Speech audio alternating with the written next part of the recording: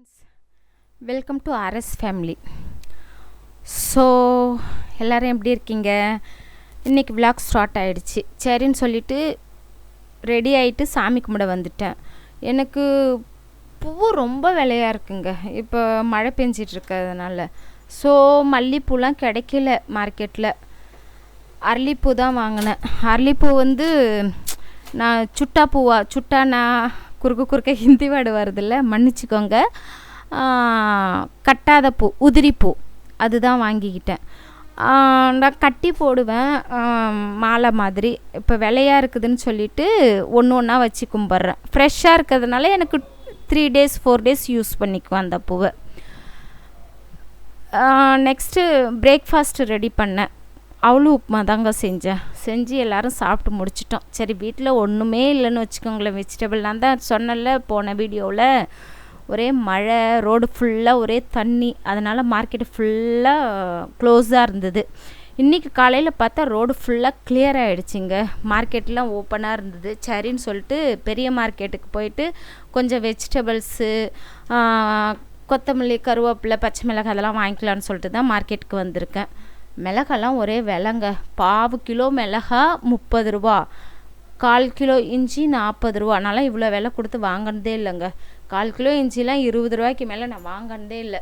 அவ்வளோ விலையாக விற்கிது. ஏன்னா நேற்றெல்லாம் மழை பெஞ்சிகிட்டு இருந்ததா, அதனால் இன்றைக்கி மார்க்கெட்டு விலை கூடலாக தான் இருக்கும். அப்புறம் எங்கள் பில்டிங்கு கீழெல்லாம் இன்னும் அதை விட டபுளாக வச்சுக்கோங்க விலை. நான் வந்து கொஞ்சம் தூரமாக வந்து காட்கோப்பர்னு அங்கே கொஞ்சம் பெரிய மார்க்கெட் இருக்குது. அங்கே தான் வந்து வெஜிடபிள்ஸ் எல்லாம் வாங்கிட்டு வந்துட்டேன். வீட்டுக்கு வந்துட்டு காலையிலே அரிசியும் உளுந்தும் ஊற வச்சுட்டு போயிருந்தேன். உளுந்து வந்து கழுவி, அதாவது தோல் உளுந்து தான் நான் யூஸ் பண்ணுறேன்.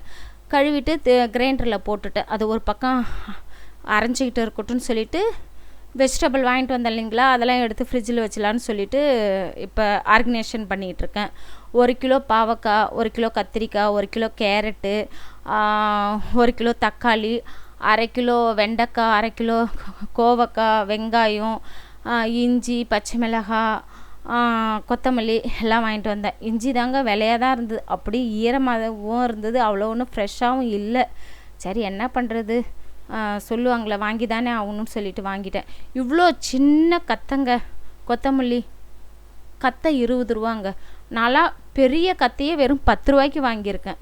என்ன பண்ணுறது, ஒரு டைம் விலை இருந்தால் வாங்கி தான் ஆகணும், வேறு வழி இல்லை. அதே மாதிரி பச்சை மிளகாய் கூட 1/4 கிலோ 10 ரூபாய்க்கெலாம் நான் வாங்கியிருக்கேன். 10 ரூபா, 15 ரூபா, 20 ரூபா. இன்றைக்கி 1/4 கிலோ பச்சை மிளகாய் 30 ரூபாங்க. ஆனால் ஃப்ரெஷ்ஷாக இருந்தது. ஸோ அது க்ளீன் பண்ணி நம்ம வச்சுக்கிட்டோன்னா நமக்கு 1 வாரம் வரைக்கும் வரும். ஸோ டென்ஷன் இல்லை.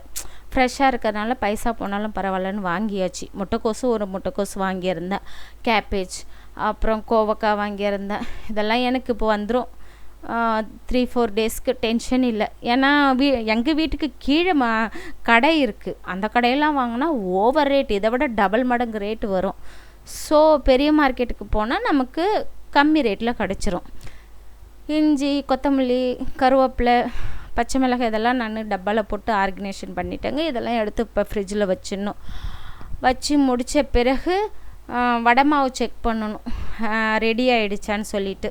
பாருங்கள், நல்லா ரெடி ஆகிடுச்சு. ஸோ இதை பர்த்தனில் எடுத்து வச்சுட்டு இதுக்கு மசாலா ரெடி பண்ணணுங்க.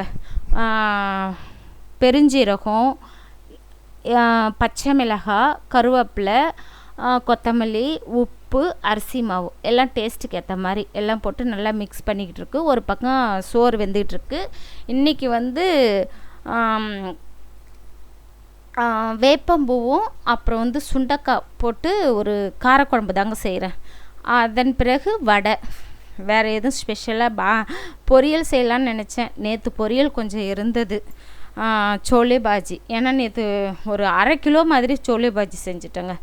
அது சாப்பிட்ட மீதி அப்படியே பாதி இருந்தது. எதுக்கு அது புதுசாக பொரியல் செஞ்சுன்னு வச்சுக்கோங்க, அந்த சோலே பாஜி வேஸ்ட்டு தான், யாரும் சாப்பிட மாட்டாங்க. ஃப்ரிட்ஜில் வச்சுருந்தேன், எடுத்து ஃப்ரெஷ்ஷாக நல்லா சூடு பண்ணிட்டுனாக்கா டேஸ்ட்டு வேணும், அதில் வித்தியாசம் இருக்காது. அதில் டேஸ்ட்டு பண்ணி சூடு பண்ணி வச்சுட்டுனா சாப்பிட்டுக்குவாங்க. பொரியலுக்கு அது, வடை ஒரு பக்கம், ரைஸு, வேப்பம்பூ காரக்குழம்பு. இது தாங்க இன்றைக்கி லஞ்சு முடிச்சுட்டு சாயந்தரம் பிளானிங் இருக்குது.